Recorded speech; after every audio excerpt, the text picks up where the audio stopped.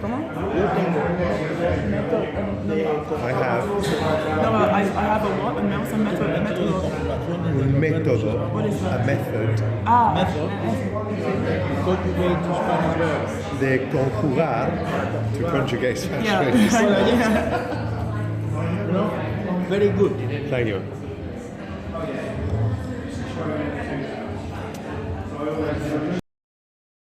This is a podcast for Kel. On January the 3rd, 2018, my dad and I met Kel after she got off from work and went off together to have a Christmas, New Year, Gordillo family meal. It had been a strange Christmas for our family because we'd not been able to spend it at Petherton Road as we always did. My ex-wife and I had separated, but she was still living in the house, and so nobody could come over. And so my dad, who would always come over from Spain for the Christmas holidays, he'd stayed at Kelly's for a few nights. And in fact, Kel had hosted the family on Christmas Day. But Kelly wanted to do something with just the three of us before Dad went back to Spain. And so, on January the 3rd, we all met up. When you're in a place like that, does it open up about Madrid? Or it's a sign of... In a place like this, you shouldn't social open your mouth class. when you eat. A lot of people say that to me, actually. Well, you shouldn't open your mouth when you're eating anyway. Yeah, exactly. So one more? I haven't mentioned Dad much in this, but he had understood and supported my wish to stay in contact with Kel back in 2009. He had certainly questioned aspects of it and felt that I was asking for trouble. Again, like everyone else, he knew about her mother, and he warned me about her because he knew the allegations that she was already banding about. But he welcomed Kel into the family. This evening would be the last time that Kelly and my dad ever saw each other. The original recording that this is taken from is about 2.5 hours long, and we spoke about a lot of things on the night. This is a very focused rendition of the bits that are most relevant to the things that we talk about in the series. The sound quality is pretty bad. It was just recorded on my phone in a noisy restaurant. I've compressed the originals, put filters on them to try and make Kel's voice sound as clear as possible. But certainly with a good pair of headphones, everything that Kelly says is actually quite clear. Despite the technical problems, I think everything Kelly says here is really vital, I think, to understanding her. Kel speaks to a number of questions in it that would become very controversial after she died. From that point of view, it's probably the single most important piece of evidence that we've got of Kel's take on things going into her last 3 months. That's what happens. People are going to be in business. I think What does that mean? I mean, I'm just So on January the 3rd, 2018, me, my dad and Kelly went out for a special holiday meal, just the three of us. Kelly had been in a very reflective mood over Christmas and the New Year. 3 weeks earlier, she'd said to her therapist, who she'd been seeing for months, that she finally wanted to discuss the abuse that she'd experienced in childhood. And just before Christmas, she and James II had reunited, and they were talking about moving in together. She'd also written a very thoughtful email to me a couple of days earlier, which began, "My dearest father, who aren't in heaven." In that mail, she'd looked back at the entirety of our relationship. Now, here at the restaurant, she continued in that vein. The recording starts over dessert. I'd taken some photos, I'd shot some video of Dad and Kel talking. We would certainly have spent a lot of the evening leading up to this point talking about my horrific divorce. Kel also talked quite a bit about her relationship with James II. As you'll hear, my dad, Alberto, gets frisky and he starts asking teasing questions about Kel's relationship with James II. I think, despite their problems, her answers are very revealing of the kind of relationship it was for both of them. Right, it's like, it's week to week, it's like that with you two. Well, I'm done with it. I'm making a lot How many of times have I heard concessions. you say this? No, but I'm making a lot of concessions for this relationship and he won't make any. So I think I'm done with it. Oh, yeah, he's old as fuck. Oh, James is 55? old as fuck, yeah. I just looked it up and he's 70. I'm just 35. Look up, changes now. That's what I signed up for, no? I wouldn't to be 35 when he's 70. I'll be 45. He's 30 years older than me, right? Yeah, I'll be 40. It turned out that both James II and Kel's therapists had both advised them not to get back together the previous month. He claims he discussed it with his therapist, who was not happy, but He was not happy he did it. not happy about what I did. Not happy about him doing it, did you say? Right. Why was the therapist unhappy about him doing it? His therapist was not happy about it because she felt like You know yourself is on the floor. imbalances him. Imbalances him. She's not good for him, basically. But he says, There are a couple of fruitcakes, both of he them. says, Dr. Prentice was not happy either. But he says, our therapists try to live our lives for us, but he's not living his life. He's just being limited. He's nuts. He's emotionally, he's a bit like me, I get it. I've never met him, but I understand him. But he is nuts. Everything, really. What? What? He asked if it was his money that I made. No, it's everything. I don't need to be in love with him to get his money. This is the sure. point. I wouldn't need to engage with any of this. She keeps walking away from it. It's really not that way. I wouldn't leave him. She keeps walking away from it. Tell me how many men of 55 without money Sure. go out Guess with a girl like a that. Sure. One of Christina's friends is going out tell me with how many. She's been going A out poor since she was 55, 19. what, a poor guy? Yeah. Nice. Since she was 19. How old is he? Well, he was about 47 when they got together. She was 19. They're still together. They're getting married. Very suspicious. It's suspicious. It's not suspicious. What happened if tomorrow goes bankrupt? Yes. Yes. I wouldn't do any of this bullshit. I don't need the headache. We've done that together, and all we've done is hang out and talk and move back together. Oh, we're losing money. It's not what's happening. We're just arguing. It's miserable.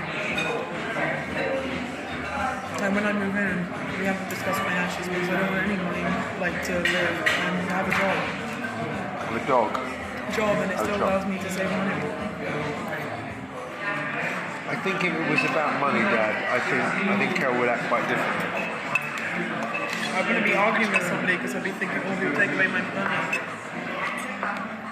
Do you know what I mean? It's a relationship. A shitty relationship. That I'm about to walk away from if he doesn't compromise me. You're a gambler. Yeah. You got a good job. You are settled in life. You are well. All day the shine is not. There is another thing you got to look after. Your freedom. Yeah, I'm trying to look after my freedom. I'm trying. You're independent. I am relatively independent. Would you say that I'm not? Would you say that I'm not independent? It's not in jeopardy. My independence is not in. But she's really obsessed with relationships and that side of things. Like, maybe you're just really honest about it, because loads of people are like that. But it really occupies you. But you're definitely independent. You've always been independent. My independence is not in jeopardy. As long as you maintain that. As always. Kel always thinks for herself. And I always think about maintaining my independence. It's always the first thing. It's not a problem. As long as that is not a stake. Yeah, it's not. I don't know. I think you're making a lot of assumptions about what James is like. He's a nice person. And he's amazingly intelligent. He's funny. He's sweet. He's just fucking massively insecure and touchy. He is. He projects a lot, yeah. Because he's had some shitty relationships, but mostly his own fault. What was unusual about this conversation is that Kel now opened up the subject of her depression and how difficult it was for her to live with day to day. It's a subject that she might have discussed with me alone, but here she was openly raising it in front of my father and asking for his views. It was a sign of how in her last few months she was starting to openly integrate and absorb this part of herself into her narrative. For your chips. Do you feel happy most of the time? Do I feel happy most of the time? Would you say you feel content or happy most of the time? Depends. No. But when I stop to consider and enjoy, it doesn't take me much to consider and connect to. No, things are good actually. It's very hard. I used to find that very hard when I was your age. I find it much easier being older. Much easier. Definitely appreciate life more as you get older, I think. Definitely. So, Do you think so, Dad? Do you think you appreciate life more as you get older? Do you appreciate it? Appreciate that? Life. Do you enjoy yourself more in life? Can you take more pleasure in the simple pleasures and the values of life? Oh yeah, of course. That's why it's a matter of life. Life is still on. Do you enjoy it? Do you enjoy it the more older you get? do you enjoy life generally, full stop? Well, in general, no.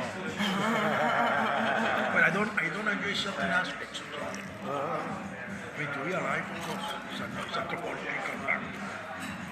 But alive, you want to be alive. Like personally, you enjoy life personally. Also, Do you enjoy your life? now, I'm not satisfied. That's what I try to say. Why not? Why Because it not? hasn't been agreeable to me. Like, has treated me badly since the moment I was born. Dad spoke for a bit about his childhood, along with his relationship with my mum, who had died very young herself at age 24. I was 3 at the time. And he spoke about the difficulties and the struggles that he had had against the hand that life had dealt him. He spoke also about a time where he had been very unhappy, but in recent times he said the presence of my children on the scene, Jack, Ethan, and of course Kel, was helping him focus on the future more optimistically.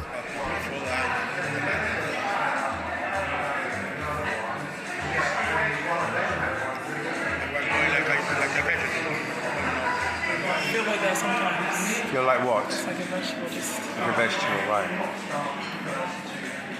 going and not really present, not really, Yes. not really caring. You just have to, it's automatic, you just move because you have to.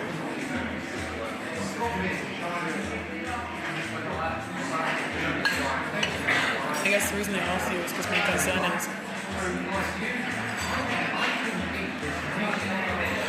this is hard. It's really hard to be depressed all the time. I don't want to be, 23 years, 23 years of like depressed, and I don't want to do like another 23 years. I don't think I can do it. I don't think I can do it. And I just want something to Get you out, just feel different. just feel like you want to wake up and feel like, for me, I can just get out of bed and look forward to everything, but I don't feel like that ever. Maybe sometimes no will change, but that's it. Are mornings the worst time of day? Are mornings particularly bad or? I think so, especially this time of year. Oh my god, mornings are Oh no, I mean the sort of wee hour period, like just before bed and in the morning. Those are bad times because you just mind is racing in the morning. You just feel like at night my mind is like racing all the time. I'm just feeling like everything I did wrong today, or like just feeling like I wish these things would change. I mean, I'm not trying to change things. I'm trying to change things, but I'm not the most like. It's not always as simple as sticking to plans because It's not always. as simple as sticking to plans. Sure, of course. Sometimes it's like not like a. Do you know when people have that weird thing, paralyzed when they're paralyzed in bed? It's not that. It's not like actually feeling like I can't move. It's like all the depression and things that make me feel like especially if I have a day where I don't have to do anything. It's very hard like, to spend 6 hours in bed in the morning. And then eventually, like, okay, you have to shower. And if you're on your own, if you're away from a love relationship, you wake up that way every day? I wake up that way every day anyway. I mean, James is not there all the time, so. But it's nice when you're with him and then, he's there and then it's nice and then somebody loves you and they like give me the energy to you know get up and go. But otherwise, I don't know. Like I'm not like I don't want to sound dramatic. Like I'm gonna really kill myself. But I couldn't do this for like 20 years. You know, it's just something needs to. That sounds so fatalistic. Something needs to happen. I'm trying, but I feel like I don't like. I can't. Do you know what I mean? Well, how old are you? Hold on. Yeah. We'll be 78 next month. Another 50 years of this? I couldn't do it. I'm gonna do it. It's hard enough as it is, and then it gets like, especially the winter, because I get the. Did you feel that way when you were a little kid? You always remember waking up that way or feeling that way? Yeah. Of course, it's been badly I'm treated. thinking about the 4 or 5, but I don't really remember that much.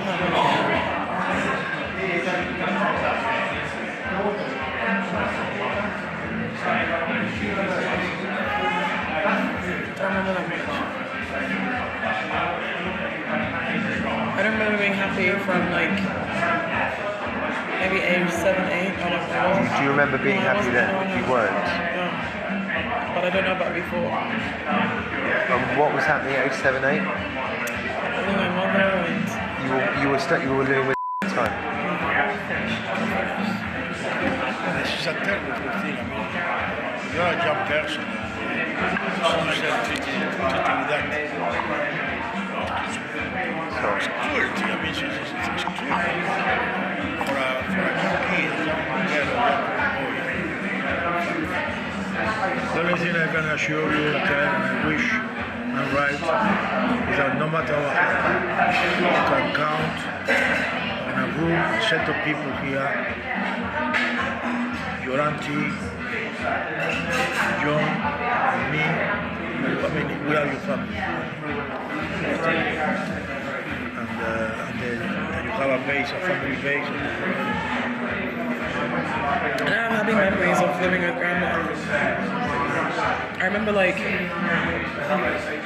happy memories, like small things that she used to do to make me smile and stuff like that. But like I remember like they were like good days. I remember my mother, but I don't remember like a happy feeling, if that makes sense. Like I can remember like grandma like doing stuff like we go out, and if it was raining and stuff, she would like I was allowed to sit next to the radio, but not on the radio because I might get chilblains or something if I put my hands directly on the radio because they're warm. And then she would like dry my hair and like get me like a hot drink because she was worried that I would like catch a cold or something.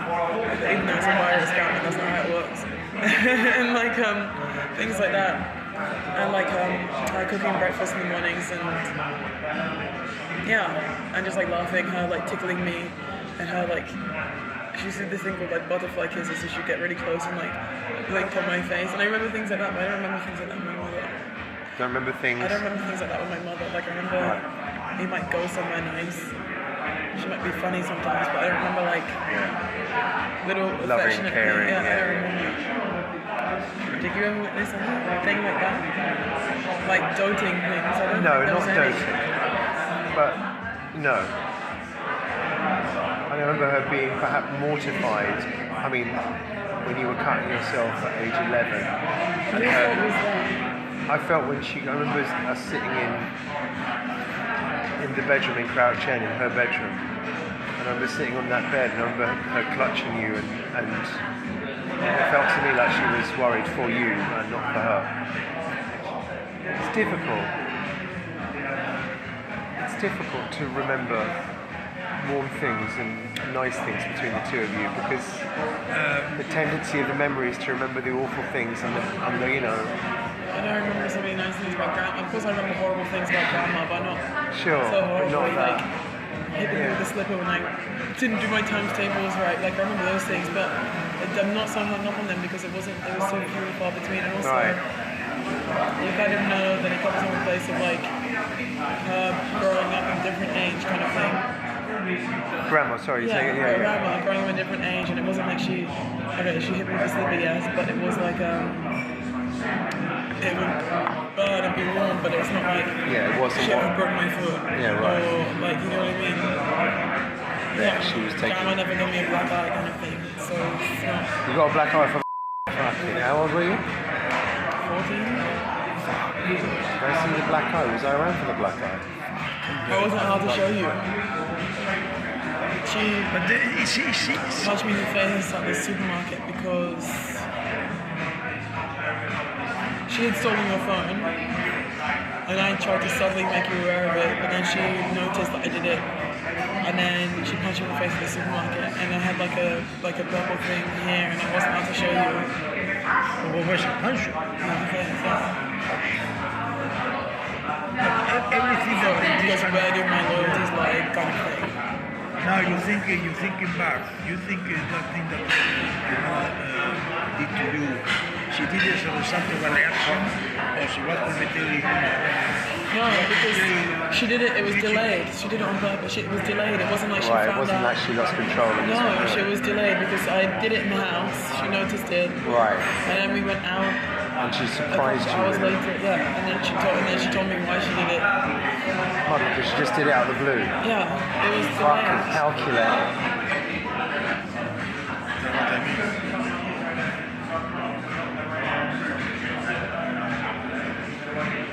And did you have anyone that you could talk to about that then? I mean, I'm not going to speak to my friends about it. And then there wasn't like I was in like a therapist office. But to be honest, I mean, I don't think at that time I would have been able to speak to anyone about it. Even when I did eventually go to therapy, I didn't speak to them about what was going on. I lied and said I was getting bullied at school or something. And that was like making me, because how do you even like begin to talk about it when you're not allowed to talk about these things for such a long time? Like, Absolutely. Human under that age, adaptation, like, more delicate age, I mean, Fuck, absolutely. It's just the control. It's the power of adults to scare people and to just shut them down.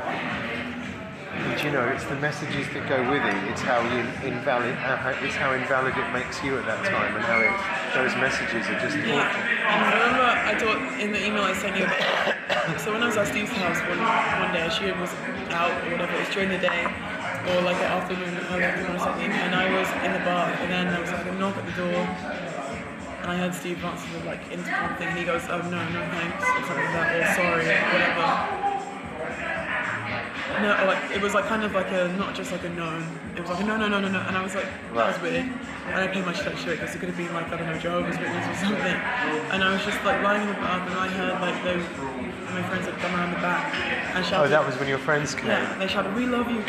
And then I heard like foot like stammering away because I don't know if they thought my mom was there. And so I was like, that was like the weirdest thing ever. And I wasn't even quite sure that I like heard it. But then like, so I don't know if he like emailed her or texted her or something. Or I know he did tell her when she walked in the door, so he told her before it happened. Right. And then she like walks in like, you know, steaming mad. So she's not like she uses control. Not always. She would do it anyway. Thank you. Yeah, right. And what did she do upon getting back? That's when she ripped up the stuff the cars that they'd sent you. She got back. She like flipped out at me like we were in like Steve's bedroom. And he was What in had his you done? office. You hadn't done anything. You just. Which is like his house, his flat's. I don't know if you've ever seen. No, his flat. no, but- There's like a small flat. It wasn't even like a big flat where he couldn't possibly have had. He knows what she would have done, that kind of thing. So he was in his office, and next room. Oh, is that when she shut the thin door? wall. No, I don't even think she closed the door because he was like, he would. It's not like he seemed to care or anything that was going on. He told her what happened. He could have just thrown it away and then like never mentioned it because it's not like he didn't know what she was like. And it's not like she never like. Oh, he was scared of her and he was in love with her and goodness knows what else. Yeah. Anyway, so the next room, like, she like grabs me or whatever.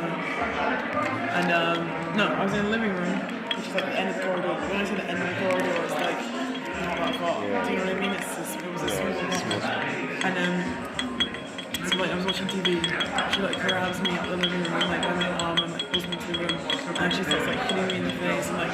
Why? She, On what grounds? What reasons was I she gave giving? them the address. I don't know how I would have given them the address. I wasn't allowed to on Facebook. I wasn't allowed to How did they like, find the address? phone. I think they told me afterwards. They went to the school office or something. Right. They told them they wanted to send me a going away present because I was going to Barbados or something, and then some stupid girl meeting gave them the address, and then that's how they got it. Anyway, So they gave me, so whatever, and then like literally pulled out, like I remember it was coming out for ages.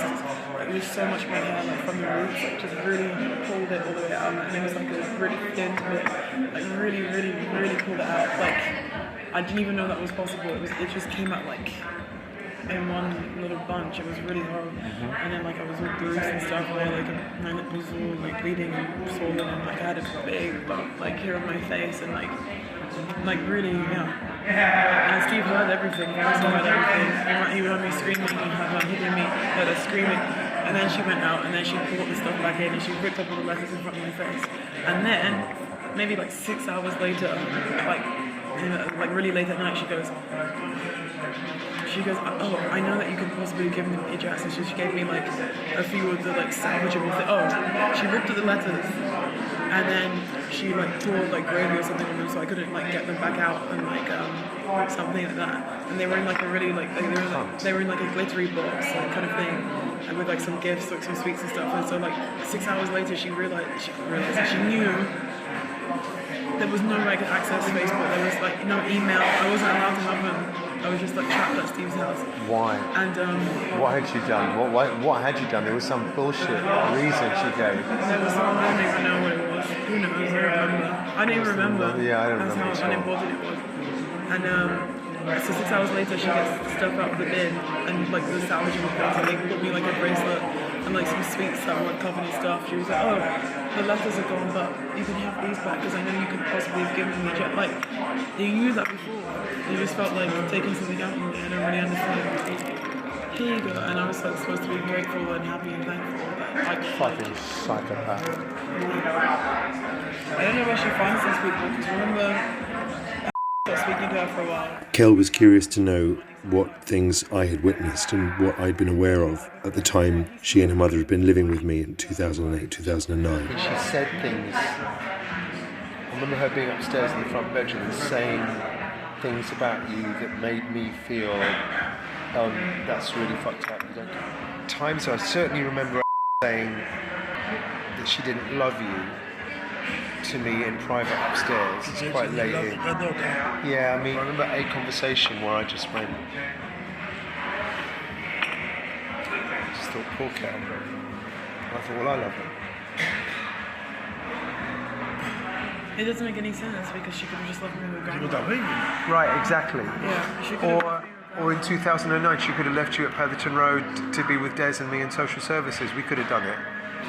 I do wonder occasionally what my life would be like, or what I would be like if I just stayed with grandma. My grandma was looking after me. I did a lot better in school. Just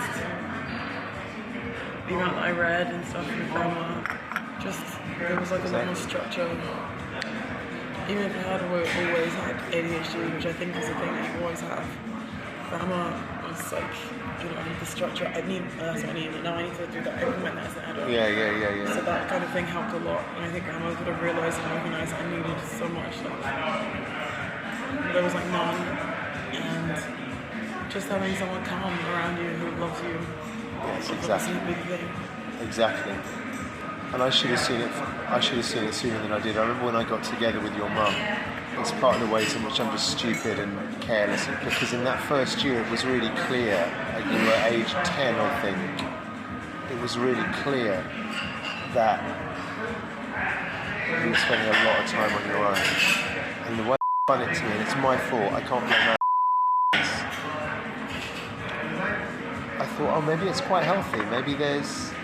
I just didn't know what I was talking about. And I saw things, and I didn't want to see things early at certain things, and I looked away from things early on. And I remember the first proper row between me and your mum, and we split up, and it was over you, and it was over how she treated you. I remember that. I remember it was in April. It must have been April 05. So we got together in 4. And I remember I was editing something. There's probably emails about it, but I can't remember but I remember the thing was, oh, treat her like that. You cannot speak to someone like that. I can't remember what it was. It's very likely in an email trail somewhere, because I remember writing to her about it and explaining, you cannot do it. What was it about? I'm pretty sure it's written down somewhere. And I was in some negotiation with it from then on in her treatment of you. That became a concern for me about 9-10 months into the relationship. But if I knew then what I knew now, not in terms of her behaviour, but in terms of my sensitivity to children and how they're treated, just my understanding of it, I would have acted sooner. I didn't see and I didn't want to see. I wasn't Steve. I had a bit of Steve in me. Didn't want to see. And then it got to the point where you could not see. And when you moved in, that was where it was like, oh, okay, this is fucked. So when you're growing up and you're being told you're the problem, there's something wrong with you. That was the problem. Not just with temper, but with the level of blame, with any blame that was put on your shoulders, because you weren't responsible for that. Yeah. But you were made to feel responsible. I understand.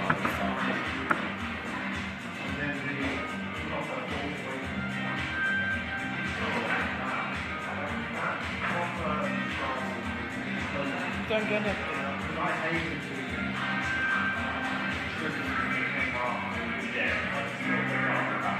I mean, I do get it. I mean, it's the reason that anybody does anything horrible or a certain type of thing, abusing a kid, you know, abusing someone who works for you, whatever, because you get to wield that power and it makes you feel good because of whatever is going on in your mind. What's your response to some other sense of powerlessness that you feel is buried or diverted from somewhere? Or not even that. I mean, sometimes people are they're not powerless, or they know how to sense of powerlessness, but having absolute power is abusing. Sure. Whatever the problem is. But I mean, yeah, I guess that's what it is. I was going to say, she could have been easier for her if she just got me to go like that together. Yeah. What do you think your upbringing, and what do you think it has actually given you?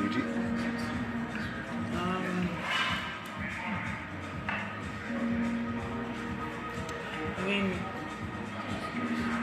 I kind of know that I have to fix things on my own. What? It's true. Yes.